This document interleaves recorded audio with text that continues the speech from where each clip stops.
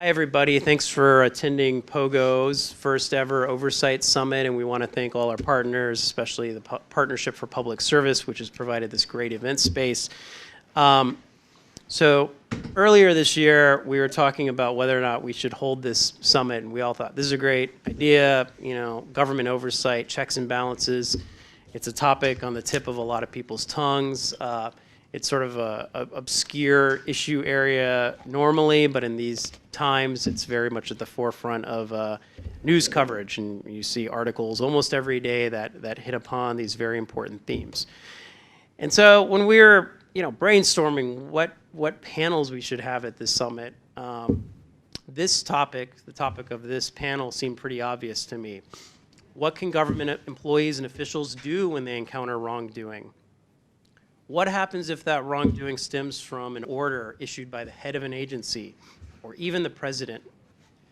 What if the concerns implicate constitutional principles involving the rule of law, the integrity of our own institutions, and our rights?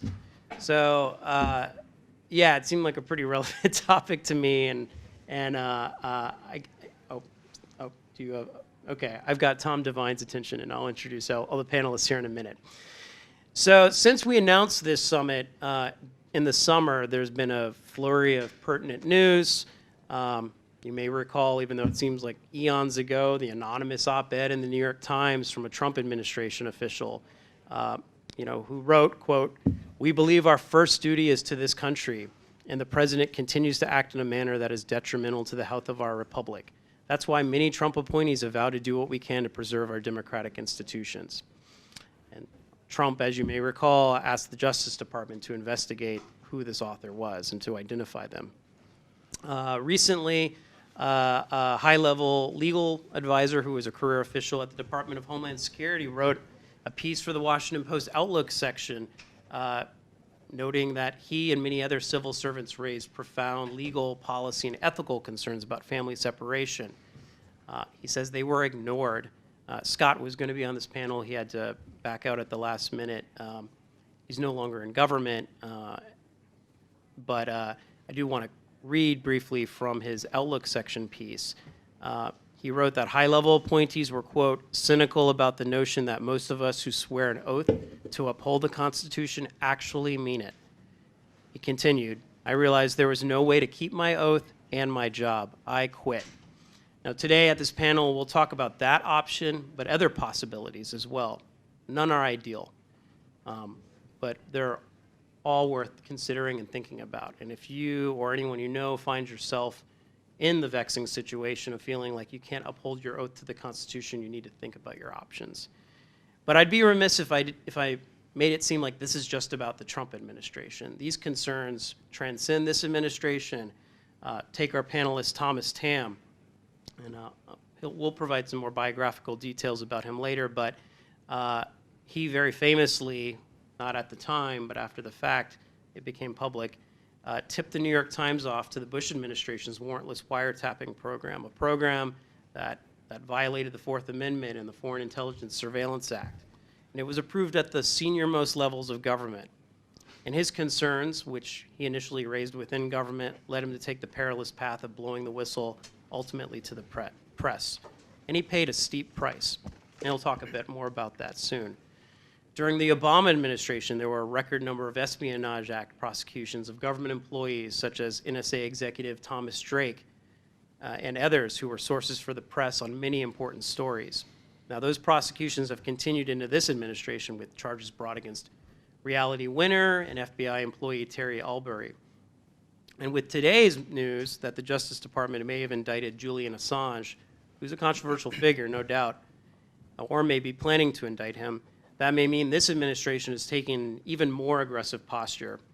The New York Times noted in a story this morning that members of the Obama legal policy team from that time said that they did not want to establish a precedent that could chill investigative reporting, but that may have changed. Not all whistleblowing involves classified information, the intelligence community, and the threat of the Espionage Act. Most government employees and contractors with concerns come from other parts of the federal sector. But they too can face threats to their career if they speak up. As we learned all too well from the Department of Veterans Affairs and other agencies, where whistleblowers have led to news stories over the years. Which takes us to our panel. How can you uphold an oath to the Constitution and to the public without ending up paying too steep a price? Is that always possible? So I asked all our panelists to join here, and they all have relevant experiences. I'll tell you about each of them. So to my left, your right, is Luis Lopez. He's an associate special counsel at the Office of Special Counsel, not Bob Mueller's special counsel, but the permanent special counsel that handles whistleblower complaints of retaliation within the civilian side of the federal government, as well as whistleblower disclosures. Lewis has also worked at the Justice Department, Civil Rights Division, and the Equal Employment Opportunity Commission, and he also teaches labor law at Georgetown as an adjunct. To next down the line is Tamm Devine, who may need no introduction. He very graciously agreed at the last minute to be on this panel. He's with the Government Accountability Project, and since the 70s has worked on whistleblower legislation, dozens of whistleblower bills, maybe hundreds of whistleblower bills, and you've worked with on hundreds. And you've worked with thousands of whistleblowers over the year. What was the estimate? 7,000. 7,000 whistleblowers. So Tamm brings a very deep and encyclopedic knowledge of the topic, and I think he can speak to various facets of the issue, the legal and policy issues, but also the emotional toll this can take on people and the nuts and bolts of working with whistleblowers. Next down is Krista Boyd, who's the general counsel for Democrats on the House Oversight Committee. She's also graciously agreed to be on this panel, even though she's plowing through, maybe millions of resumes of people who want to work for her. She's been on the committee for 10 years. How long have you been on the? 15 years now. 15 years, and prior to that, she worked for Senator Max Clellan. Krista worked on the Whistleblower Protection Enhancement Act, the Follow the Rules Act, and other pieces of whistleblower and accountability legislation. And they've also worked on whistleblower investigations. Earlier this year, in a bipartisan way, which is unusual these days, that committee issued a pretty hard-hitting report on the Transportation Security Administration and their very aggressive posture towards whistleblowers. And finally, but certainly not least, is Thomas Tamm, who I mentioned earlier. He's a former Justice Department attorney who blew the whistle on the Bush administration's warrantless wiretapping program. He faced the threat of an Espionage Act prosecution, although the Justice Department did not ultimately bring those charges against him. But his home was raided. His career was in shambles for many years. He also faced bar disciplinary proceedings. Thankfully, fingers crossed, all of that is in the past, but it's something that obviously leaves an indelible mark on one's life. So we'll just kick it off. I've got some questions I've written, and we'll see where this conversation goes. And in the last 15 minutes, I want to open this up for audience Q&A. But I just want to start off with some difficult questions.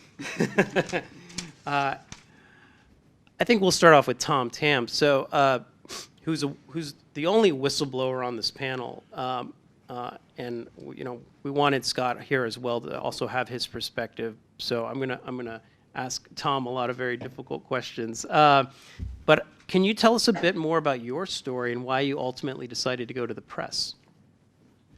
Sure, thanks. Thanks for asking me to participate in this panel. Before 9/11, I was on the Death Penalty Review Committee that was set up to try and make the death penalty executions statewide or countrywide to be more evenly distributed, so that the feds were not just seeking death penalties in Texas, but in Virginia, but reviewing all of the cases from the country. And as a result of working on that unit, I'll come back to that a little bit. After 9/11, I decided that I wanted to do more of a patriotic thing, I thought, and I applied to join the Foreign Intelligence Surveillance Court, which was a part of the Department of Justice, and we reviewed the FISA documents, and I viewed it as my opportunity to try and go after the people that had attacked our country. And so shortly after I left the death penalty unit, was there for a brief period of time, I became aware that there was like a very specialized type of FISA application that was called, it was really hush-hush secret, and it was apparent to me because of my previous work in the criminal division in the capital case unit that this was really, really tightly held. It appeared as though that only the Attorney General of the United States and the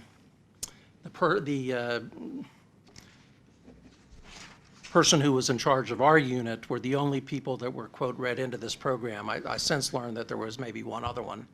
But the significance of that was that the Deputy Attorney General, who was Senate approved, was not read into the program. And I just started, I thought it was really, really fishy. Wasn't sure what was going on and started asking questions. And because like I said, my prior experience was that when you were reviewing death penalty cases, we consulted, numerous attorneys and got a lot of different opinions and that sort of thing. And I just thought it was very strange that there appeared to be only two people that knew what the government was doing. And so finally I asked a supervisor if she knew what, quote, the program was, kind of like the Matrix, we called it the program. And she said she didn't know, but she just assumed it was illegal. And I said, I think the Department of Justice, correct me if I'm wrong, is supposed to enforce the law, not supposed to do something that's illegal.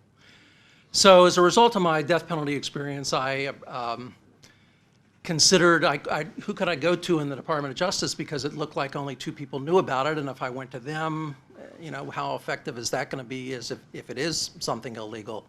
So having worked on death penalty cases, there was an assistant U.S. attorney who had been detailed to the Capitol. She was on the Judiciary Committee. I knew she would have a top secret security clearance. And so I met with her in the Capitol over a cup of coffee and kind of laid out my concerns.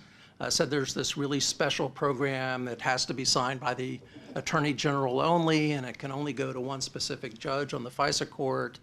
And can you tell me whether the Congress knows that this is going on, whether they've been briefed on this, and if they have, then I'll just, probably leave the unit, but, I'll just be quiet. And I never heard back from her, so I made a mistake, a crucial mistake. Wasn't a very good spy, probably. I wrote an email to her, and those apparently don't disappear, and said, can we meet again? And basically, I met with her. I said, did you find out anything? Does Congress know that this is going on? Have they been briefed? And she basically said, Tom, can't tell you, but just, please understand that whistleblowers frequently are not well treated. And I said, okay, thanks a lot. And so I eventually left the FISA court, tried to go back to the death penalty unit, but probably was blocked for illegal political reasons. Went to the U.S. Attorney's Office in the District of Columbia, and then I approached the New York Times. And so that was the reason that I went to the press. Hopefully that answers your question. Nick? So it was because you tried to raise concerns within government, you felt it was going nowhere. Correct. Right. And what's somewhat interesting, I said the Deputy Attorney General was not read into the program. Just before I left, a guy that maybe some of you have heard of named James Comey, anybody familiar with Mr. Comey, was made the deputy, and I subsequently learned, and he met with our office, and I was really welcome his addition because he was obviously a prosecutor. He knew what probable cause was. He knew what the Fourth Amendment was. And I subsequently learned that he insisted on being read into the program, and once he found out what they were doing, that led to his rushing to the hospital when they were trying to get the Attorney General to reauthorize the program. I think he ran to the hospital with Bob Mueller and his FBI detail. So in retrospect, maybe if I had gone to him, and I also contemplated whether I should go to the Inspector General, but the Inspector General's office had gotten involved with evaluating torture, And they didn't, I read that they didn't have people that had top security SCI clearance, so I didn't think I could go to the Inspector General. But in retrospect, you know, I frequently second guess what I did and whether I did it the right way. Hindsight is 20/20. It's always hard to know. I think that's one theme, you know, and I've worked on whistleblower cases for a while, and also other types of cases that are closely associated. It's often that there isn't one magical path forward that has no peril associated with it. Tom, can you talk about, you know, like, what's a typical, is there a typical whistleblower? Is Tom Tamm's story typical in your view? Oh, I mean, in my the scale experience, of it may not be typical, but there's a common denominator, but the whistleblowers are all types of personalities and spots in the organizational chain of command. And some of the whistleblowers have been my teachers and role models, and some of them are type A personalities, have been fighting with people all their lives, and they finally stumbled onto one that makes them look good. The common denominator, though, is that they've all learned something that they have to act on to be true to themselves. right. That if they keep it inside, it'll be like a cancer eating away at their soul. Whether their motives are noble or self-serving, whatever it is, if they keep that information bottled up inside of themselves, it's going to be a lot of inner turmoil. So they follow through and do something with it. So when you have an employee who comes to you who's maybe thinking about blowing the whistle, what's your advice? Well, my first duty is to try and talk them out of it. And that's not because we want to succeed, and I tell people that, but because they have the right to make an informed decision, what they're getting into. This is a life's crossroad decision. It'll never be the same, for better or worse, and most likely for the foreseeable future, it'll be for worse, a lot worse, that the price they pay for doing that. And it's only fair to them that they make an informed choice. And it's only fair to everybody else, because if they don't realize everything they're getting into and they're not braced and ready for it and they quit in the middle, it would have been better if they'd kept their mouth shut, because the people they're challenging will be stronger in the aftermath of having defeated their challenge. So it's very important to lay out the risk.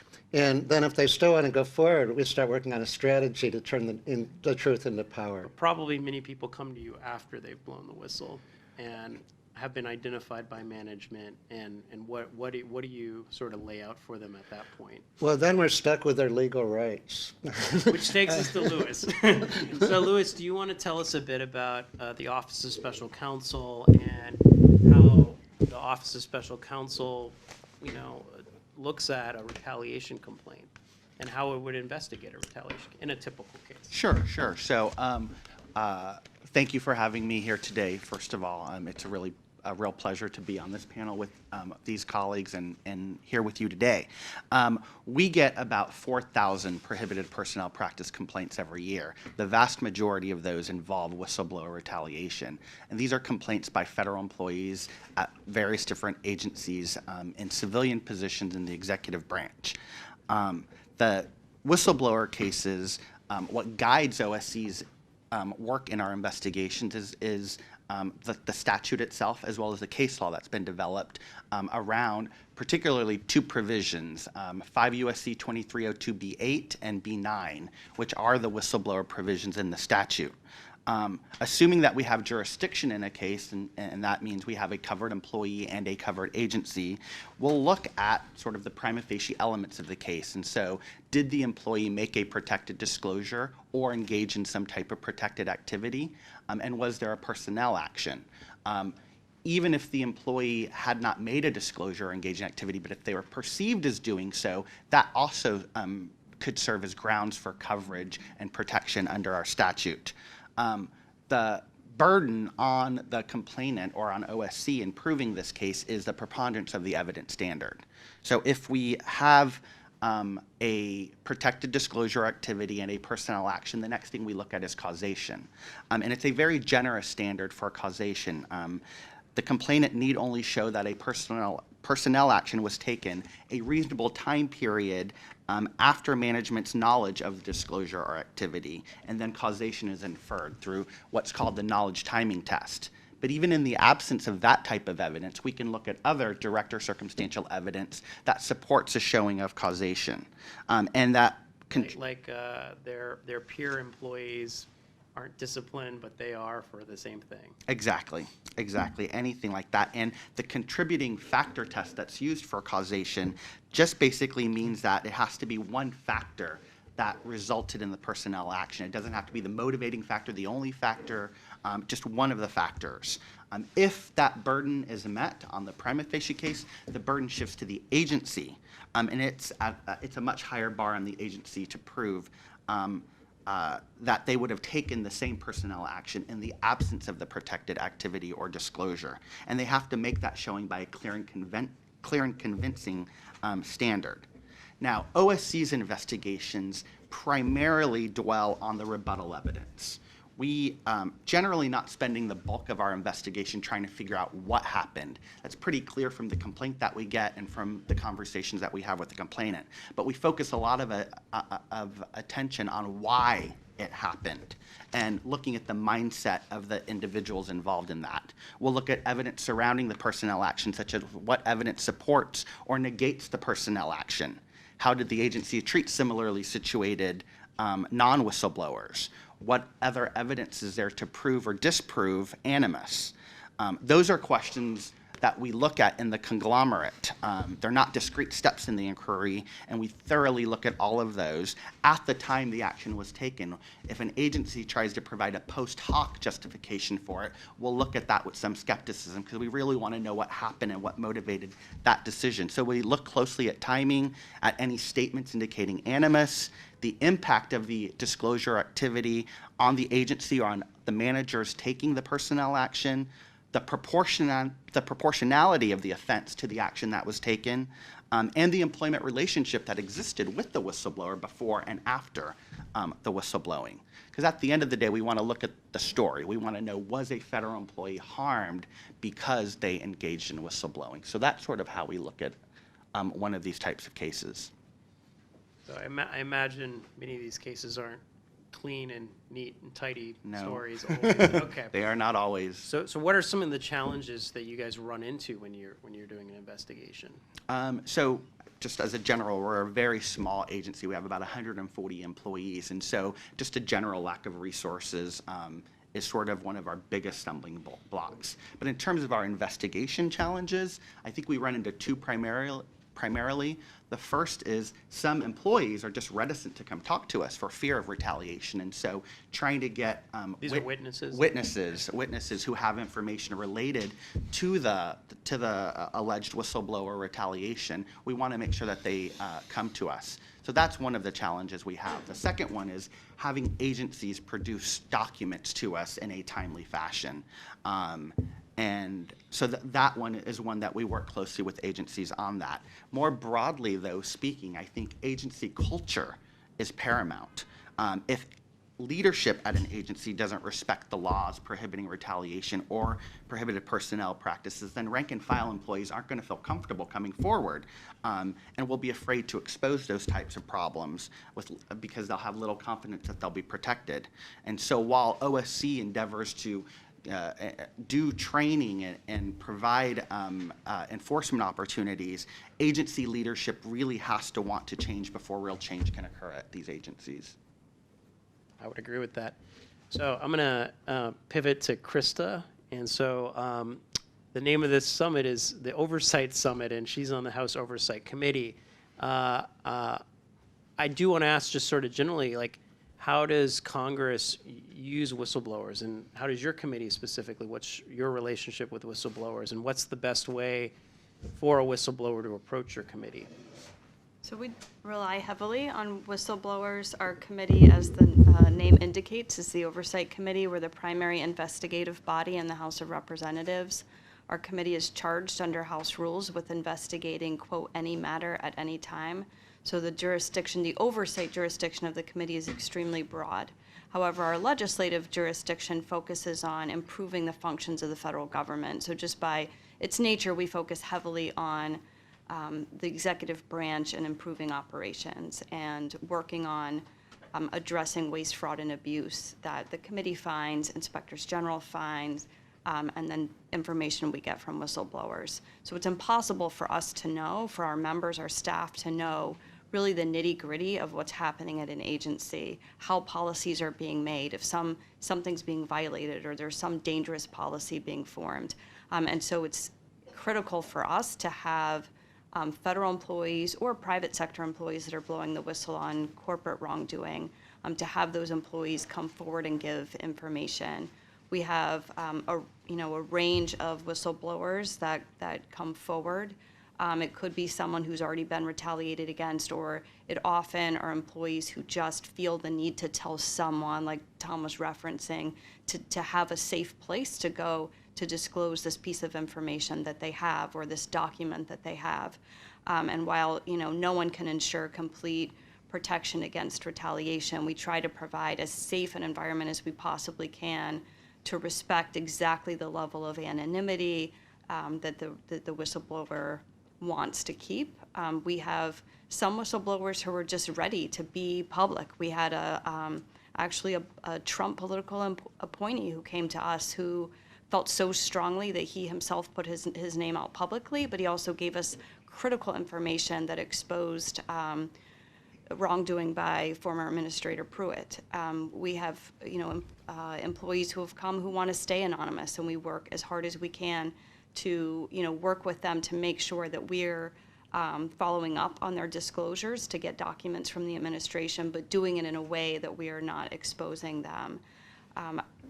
How they best can reach out, people can come to us through, we have on our website, we have a Blow the Whistle link. Also, just calling, we'll put through, we take whistleblower calls very, very seriously, and so we ensure that there's a staff person assigned to follow up with the person.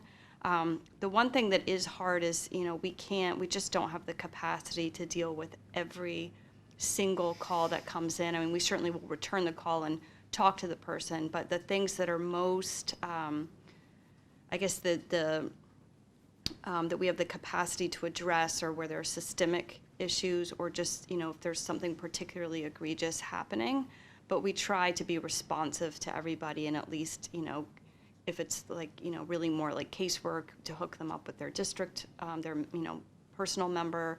But anyway, but we rely very heavily on the disclosures that we get. So I want to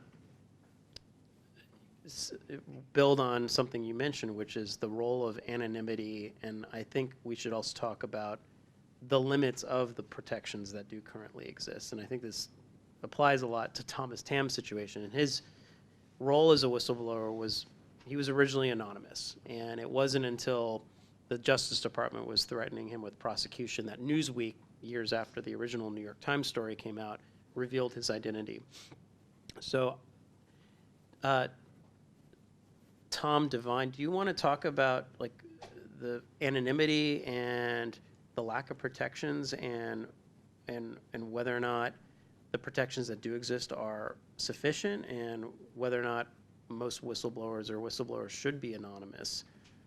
Well, almost every whistleblower law has a provision to make confidential disclosures. The distinction with anonymity is with an anonymous disclosure, nobody but the person who communicates is supposed to know their identity. With a confidential one, the whistleblower has to trust a government official to keep their identity secret.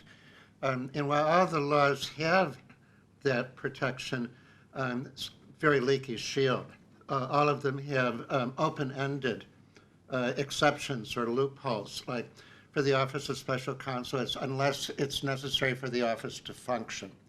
Well, that can be almost anything. Not that they've abused it, but it's not a tight system.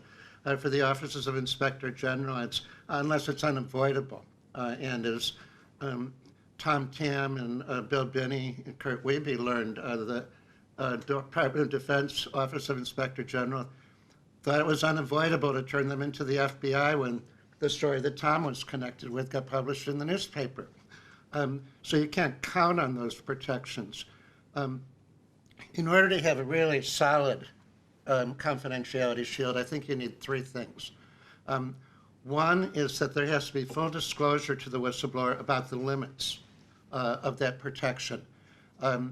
It's almost impossible to have a complete shield. What if a court orders release of supporting information? There's a due process right to confront your accusers.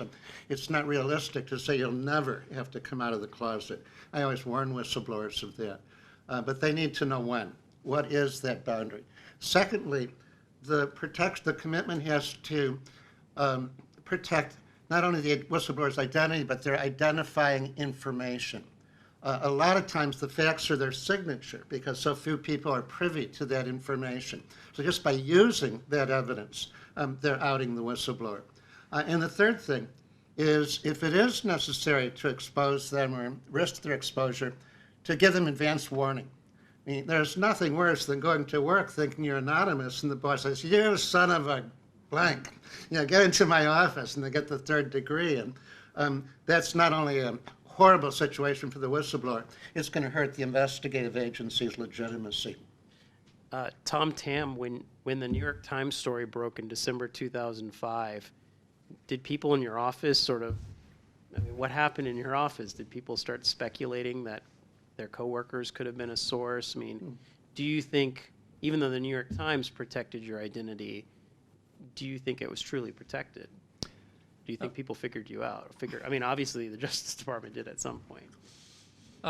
Yeah, kind of two ways of answering that. I think I had left used to be called the Office of Intelligence Policy and Review. I think I had left that office because I knew what I had done. And I learned that the FBI was going around and talking to every single solitary lawyer, every employee in that office to see if they could find out who had done this. And when they contacted me, I said I was going to take the fifth and would not answer their questions, which is probably, that might have raised their suspicions a little bit. It's interesting. I later learned that a couple of other people did that just because they didn't think that they should be interviewed in that setting by the FBI. But because of I came from a long law enforcement background, and because of my experience, I thought that DOJ regulations or guidelines would be that, and I had told the reporters that they would not have to go to jail for me. I said, you're probably going to get subpoenaed before a grand jury.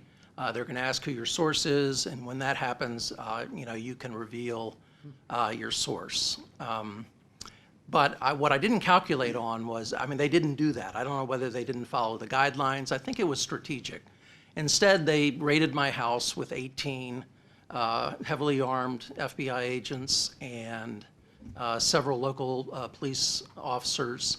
Early in the morning, I wasn't home, but my wife was, they were banging on the door and show us your hands, and they went to every room in our house.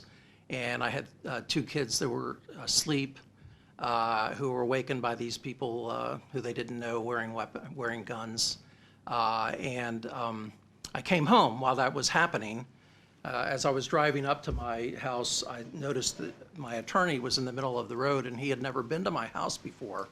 So I thought that was a little strange, and I saw all these cars parked along one side of the road. And in retrospect, the following day, they offered me a guilty plea to a count of espionage. But in retrospect, I think that they did that because they thought they would intimidate me, or that I would step back and say, oh my God, what have I done? Have I been a traitor? Have I been unpatriotic in any way? And so I think that's why I said I think it was strategic. But I always figured that they should have gone through the right process by using a grand jury, but I always figured that my anonymity would be blown at some point. Yeah, I think that makes sense. I think also the audience may not know this, but you come from an FBI family. I mean, you, as a child, would play in J. Edgar Hoover's office. Is that right? And you know what? I never saw him in a dress, but Well, but I do think it's worth noting that classified disclosures to the press are not protected by any laws currently. And so a lot of what Lewis does at the OSC, they cannot protect a federal whistleblower, even if it comes normally under their jurisdiction, if the disclosure involves a classified disclosure. And another thing that Krista mentioned, I think also strikes me, which is, you mentioned this Trump political appointee coming to your committee and blowing the whistle. They also do not have whistleblower protections. Political appointees are at-will employees. They're not covered by the civil service protections. And I was wondering, Krista and Tom Devine, what do you tell someone who's maybe a political appointee who might want to blow the whistle? I mean, obviously you can't tell them they have legal protections, but is anonymity in not that there's any good options, but maybe it's one of the only ones for them? Is that the only protection a political appointee would have? So, I mean, I'm pretty candid with the people that I speak to about the potential risks for them. I mean, there's no sense, I mean, kind of what Tom referenced early, it doesn't serve anyone's best interest if you try to candy coat it or make them feel like they have some protection that isn't there. I'm pretty candid with political appointees that there's a real possibility they could be terminated.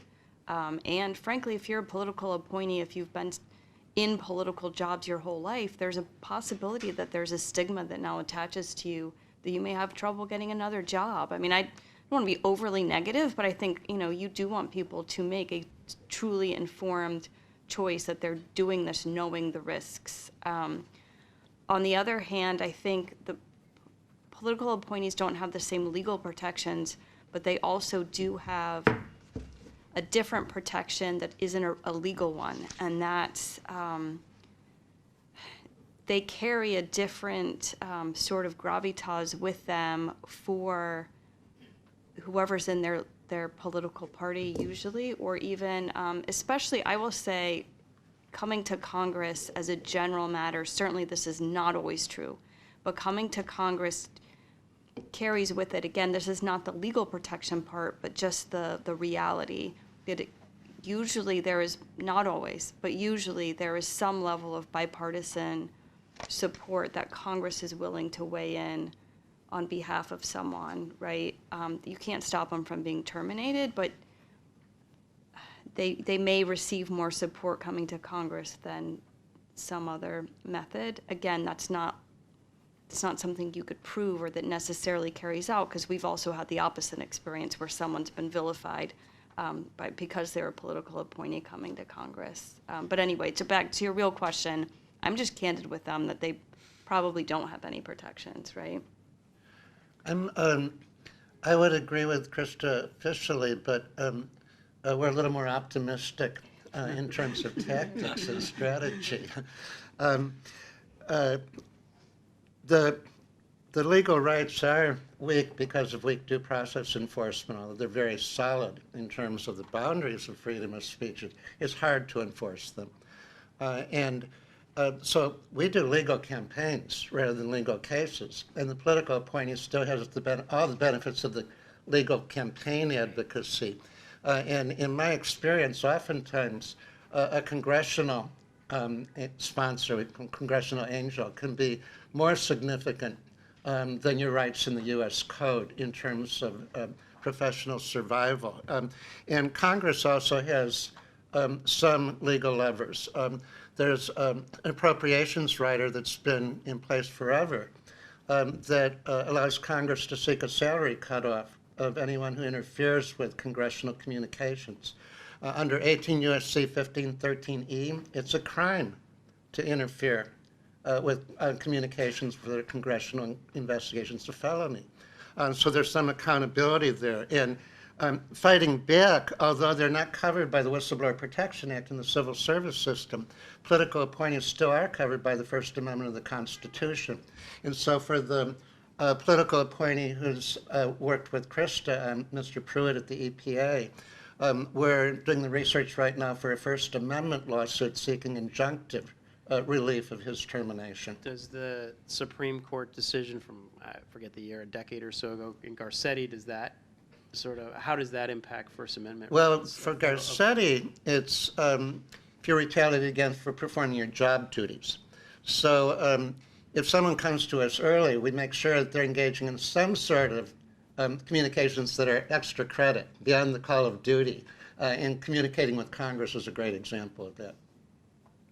That's good. So how does an office like OSC work with Congress? I mean, do you guys work together at all? What's the relationship? Sure. We obviously do a lot of oversight of our functions and our investigative work that we do. We work with them to increase our funding, to get clarifications in the law when we think there are areas that need to be further developed or clarified. They will sometimes share with us some of the whistleblowers, with the whistleblowers' consent, information with us that we may have a related investigation and that we might want to share information, but of course the whistleblowers consent to any of that. If they do not, then that information is not shared. But we are sort of cognizant of the separation of government between the two branches, but to the extent we have information and it's okay to share that, we have done that. And do you want to add on? So there's a great recent example that shows the ecosystem between Congress and OSC, where there were TSA whistleblowers who had come both to OSC and to Congress while OSC was investigating. DHS, specifically TSA, refused to turn over documents. OSC came to Congress and asked for us to strengthen the language in their authorizing statute to make it really, really clear what we always already believed was clear, to say, no, seriously, you have to provide the information.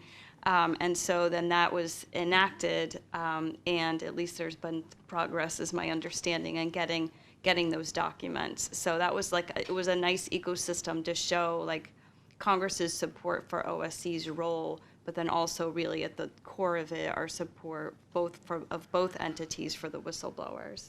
And it absolutely has been effective. Agencies have been much more cooperative in providing the documents and not raising privilege issues to make sure that we can do proper investigations in those cases. So that is a great example of that.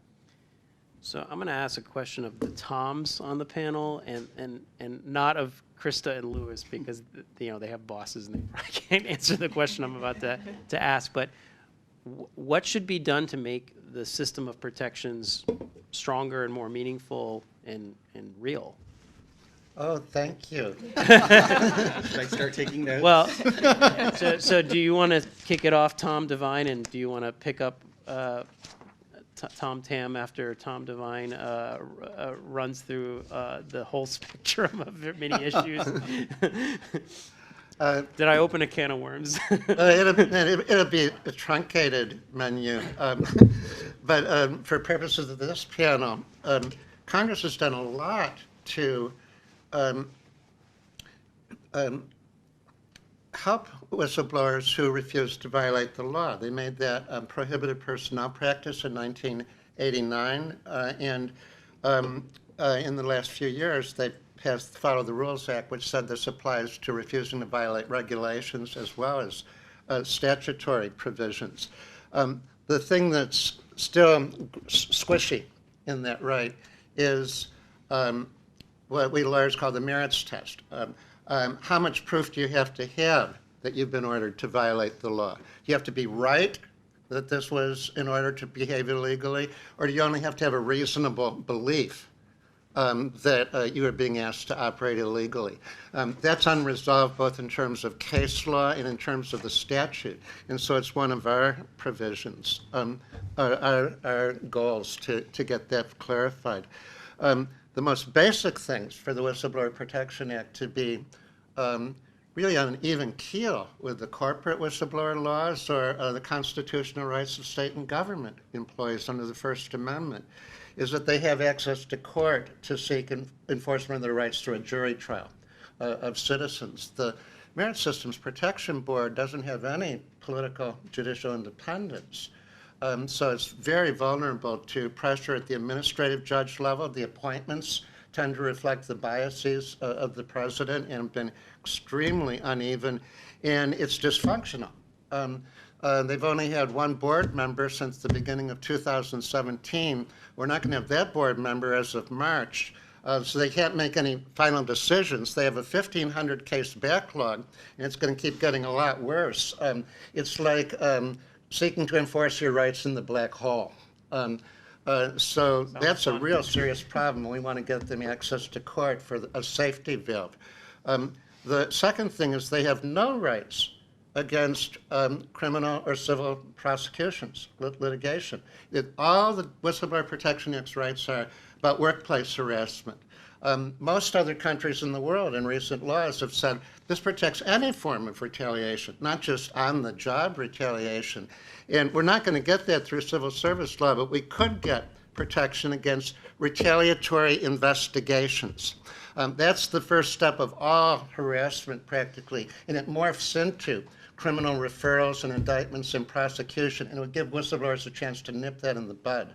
Would that have helped Tom in his situation? Oh, it could have. And the OSC reauthorization gave that power to the Office of Special Counsel, but they can only make a point anecdotally.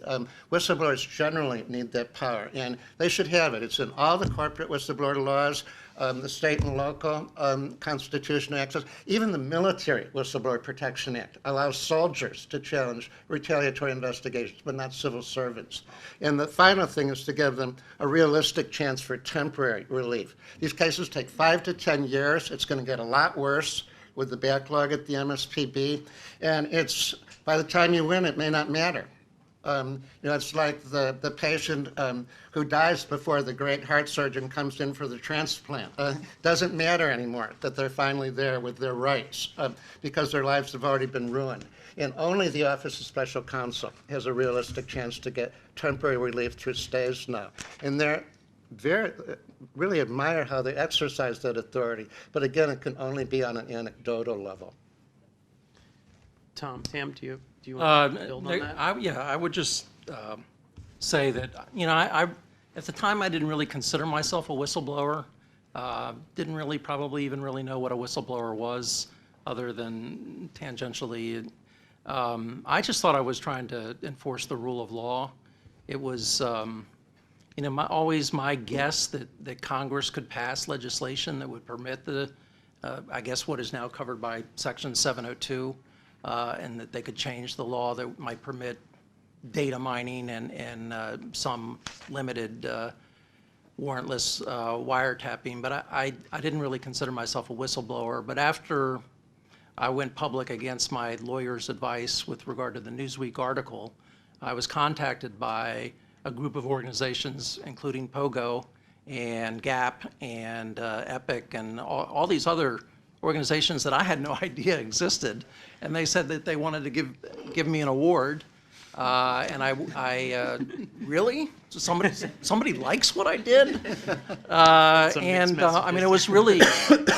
There is this program that they do once a year where they try and honor people that have written articles or books or documentaries, truth tellers, and it was truly one of the greatest days of my life. My family was able to be there and saw a large community of people that work for better government, transparency in government, and a large group of people that appreciated what I had done. So from my perspective, apparently there's been a lot of progress because of GAP and because of POGO and legislative protections. Although I remember Danielle saying one time recently that it still doesn't protect classified whistleblowers, but at least I think we're making progress. Now, Nick, there's one other thing that would really help with respect to your question. Put some teeth in the Code of Ethics for Government Service. Since 1958, Congress, under Congressman Robert Bennett, whose staff alumni formed Taxpayers for Common Sense, has codified the Code of Ethics for Government Service. It says that every federal employee's duty is to put loyalty to the country and to the agency mission over loyalty to the agency or political party. I did legal research on this, and since 1978, when the whistleblower rights were first passed, and including 1989 with refusal to violate the law. Neither the Merit Systems Protection Board nor any federal court has ever even printed the words Code of Ethics for Government Service. So putting some teeth into that principle would really help. Makes sense. I have a couple more questions for Thomas Tamm. When you blew the whistle and the Justice Department went after you, but they weren't the only ones. The D.C. and Maryland bar disciplinary authorities also sort of pursued disciplinary proceedings. And correct me if I'm wrong, it was on the theory that when you disclosed information to the New York Times, this was like client information, the client being the government. And so that, in my mind, raises the question, is whistleblowing more complicated if the government employee is a government attorney? Does that pose unique challenges? Apparently the bar thinks so. I mean, it's really kind of amazing because the investigation into what I did took several years. You know, I wasn't told that they weren't going to charge me with anything for 3 or 4 years.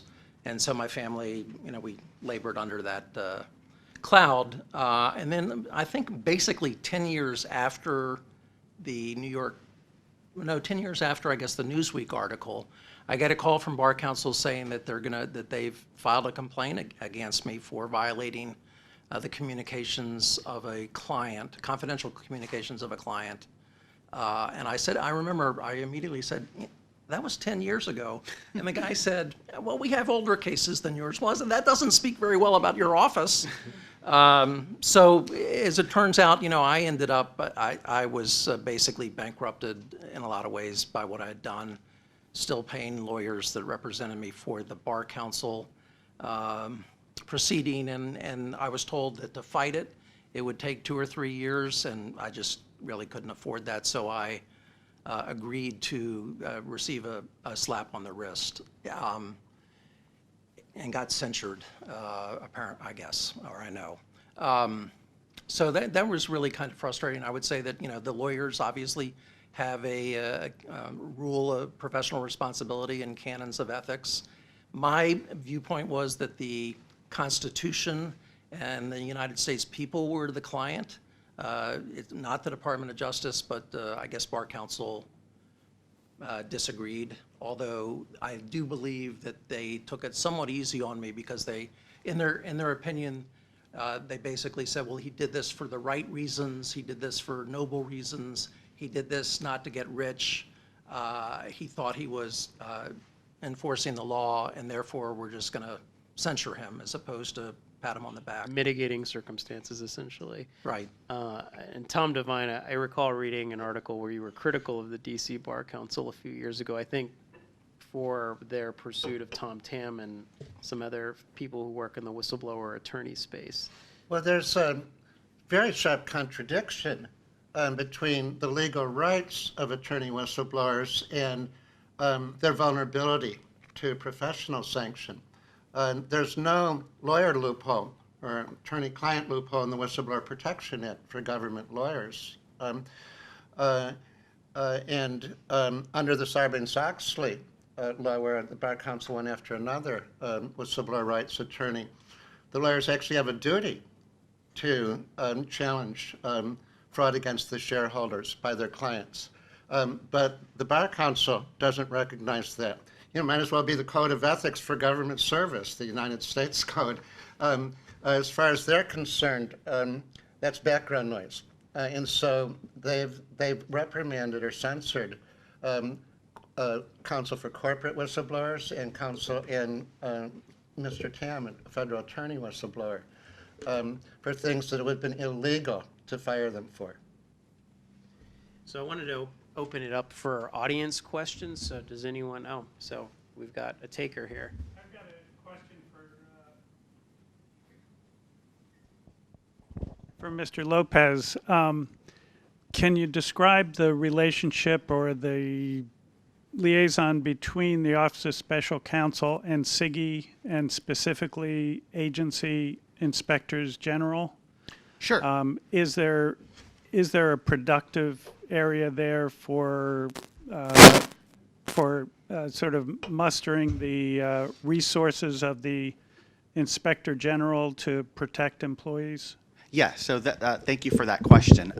So OSC is in many respects like an Inspector General's office, but for the entire executive branch. So, and it's another channel by which federal employees can go to besides the OIG at their particular agency. So when we have cases that may involve complaints that are filed with OSC as well as filed with an OIG, then we will try to coordinate on the investigation to the extent it makes sense to do so. One of us may be further ahead than the other one, but we have, because we're both fellow law enforcement agencies, we can cooperate with one another, and it varies depending on our familiarity with the office, how much of the facts overlap, as well as the allegations that are being investigated. So that's sort of generally with OIG offices. With SIGI particularly, SIGI gets complaints about high-level OIG officials, and some of those complaints could involve prohibited personnel practices, including whistleblower retaliation. And when they do, those complaints get referred to us to see if it falls within our jurisdiction. So we routinely get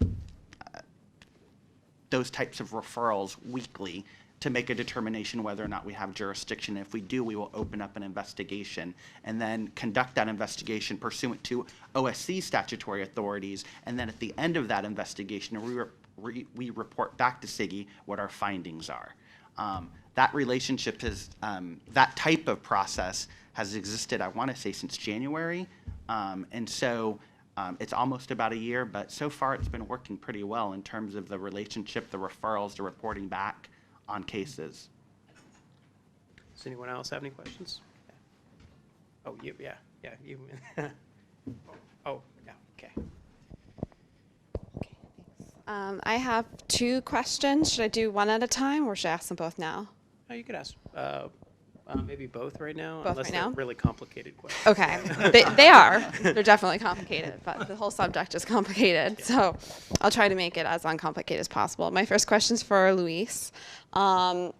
So my question for you is, I feel, as a matter of opinion, in certain regards, for instance, if you go to the gym and you go on a diet and you live a healthy life, that may prevent some diseases in the future. And so, for instance, if the government were to spend funds on these sorts of preventative things, that could offset high medical costs to taxpayers later. In the same vein, we know that behavior change communication and methodology the government uses abroad to tackle problems like child brides and domestic violence, to here at home, to target racism in the workplace. And a lot of the times, what governments are doing in workplace harassment and discrimination is posting, a poster saying these are illegal things, and it ends there. And nothing is done to the same extent that people are watching videos and doing trainings on how to identify bias and stop discrimination and learn how to identify it and learn how to improve your work culture. Now, we know that whistleblowing is met with retaliation. It's not just in the United States, and it's totally around the world. So there must be something psychologically about human beings that it's our instinct to bully someone who uses their speech to speak out, even if it's against waste, fraud, abuse, mismanagement, illegality. We don't reward those people. That's just not what's happening. Have there been any requests or efforts to use behavior change communication methodology to start working with frequent whistleblower abusers, such as the VA, to help change the culture of managers and the tone at the top and work culture, so that the retaliation doesn't happen? Because it seems to me you're getting a lot of PPP disclosures, and therefore you need a lot of manpower and a lot of funding to sustain a timely and responsive claim to such a thing. Yeah, Louis, what are you guys doing? So it's a great question. Because we are a complaint-driven agency, we primarily operate to the complaints that come to us. However, I'm in a position, our special counsel is in a position to identify trends that we see going on in the workplaces, such as the VA and other agencies. And so in response to that, we've done a couple of different things. One is our special counsel has reached out to the leadership at those agencies and had meetings, and we followed up with trainings to senior level managers and staff about some specific problems that we've identified at those particular agencies. I don't know if we've gone so far as to use the type of therapy or educational approaches that you've identified, but that is one of the things that we've done, is try to clearly identify what the laws are, what the procedures are for doing this. We're updating our website. We've updated our fact sheets for information for both complainants as well as agencies on how to comply with it. And then we're out there doing training, and I think a lot of the new legislations require additional training for staff. It requires supervisors to put whistleblower protections directly into their performance appraisals, and requires reporting to Congress when a lot of that doesn't happen. And so that hopefully will bolster these efforts. And then last of all, I think, is just strong enforcement. And letting folks know that in those cases where we can either resolve a case and publicize it in the press, put out a redacted PPP report, which we've done a little bit more of that so that the federal community is educated about this. We've also in the last couple of years filed 8 amicus briefs to try to clarify the law at the MSPB as well as in the courts of appeal. So all of that, I think, helps show enforcement, education, and hopefully addresses some of those types of systemic issues that you identify. Thank you. And do you want to just do your second question quickly? Sure. So because we just have, I think, 5 more minutes. Okay. Yeah. So my next question's for Krista. So in terms of when you're finding that there are cases of illegality, gross mismanagement, waste of funds, what are the tools that your committee has in your toolkit to take that to the next step to address those issues? And then when you find that witnesses or whistleblowers have been abused, what are the things that you have available that you can do for them? And are there any efforts to add more teeth and more enforcement to your committee's powers?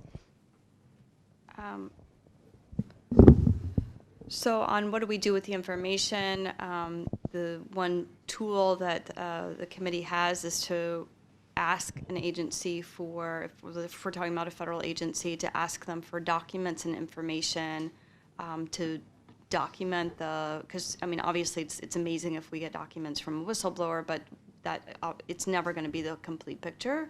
So to ask for documents and information to actually investigate the claim, investigate the story and what really happened. So that's one thing. We can ask an inspector general to review the case. Sometimes if it's something that's that seems like it fits, we may ask GAO to investigate. The challenge with GAO is they take a really long time. They do thorough work, but if it's something more pressing, then we may take it more as a committee initiative. Certainly, I will say from my boss's perspective, we're really excited about the opportunities next Congress to have more ability to actually receive information from agencies, because we've had an unfortunate lack of oversight in the last few years of the administration, but that's, and his belief is there should be oversight of any administration, right? It's just, no administration is going to be perfect, and we should be helping them get as close as we can. The more teeth will come now, frankly, having someone engaged in oversight who can sign a chairman's letter will encourage agencies to turn over documents, and there obviously is the threat of a subpoena, which is not something that should ever be used lightly or frequently, but it's a tool that does help with getting enforcement of agencies actually producing information. So, Tom, Frank, wanna? So we'll do Tom, Irvin, and then David. Hi, I'm Tom Franken. I was a former colleague of Eric Lichtblau, so yes, you know who this question is for. How is he? I don't know. Like I said, former colleague. It took the Times at least a year to get that story published, and the White House, the president himself, pushed back very hard, and I know there are lots of stops and starts. What were you expecting when you went to the Times, and how did the experience encourage or discourage you from being a whistleblower? Because it took a long time and almost didn't happen, and when the story ran, it was buried, if you will, given the significance of it. You know, that's interesting. I don't know that I can think back that far to say what my expectations were. I didn't think, at the time, I didn't think the Post would have the guts to run the story. So I reached out to the New York Times. I did expect that, you know, it was a long process because the two reporters would come back to me and say, here's what we're learning from other sources. We have sources in the CIA, sources in the NSA. And then I would, you know, and then they would sometimes ask me, is that legal? And I said, don't you guys have lawyers that you can pay to tell you whether it's legal or not? But then when they, you know, I remember actually now you asking that question, I met with the two reporters and nothing had been done. And I remember saying that I was going to go, I guess, to the Inspector General's office, and Jim Risen said, please don't do that. You know, I'm going to write a book first if the Times doesn't run the story. This is not a panel on journalism ethics, by the way. So, you know, and I knew that that wasn't necessarily in my best interest. They wanted to publish this story. And, you know, I subsequently learned that they, you know, when they went to the White House, which they did for over a year, that they were accused of having blood on they would have blood on their hands and that sort of thing. I really did expect it to get run much sooner than it was. And that's, you know, that's kind of unfortunate. Irvin? Hi, my name is Irvin McCullough. I'm with the Government Accountability Project. Checking IGs can be somewhat of a problem, somewhat of an issue. This question's for Mr. Lopez.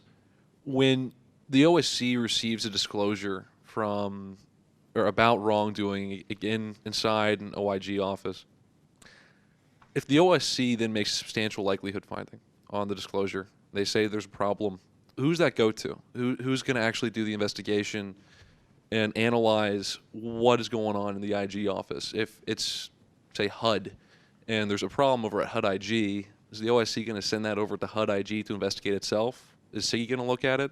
What happens? So what happens in those cases is, under the statute, we're supposed to send that type of referral if we find a substantial likelihood to the head of the agency. So we would send it to the Secretary of HUD and copy the IG, because that's typically who conducts the investigations.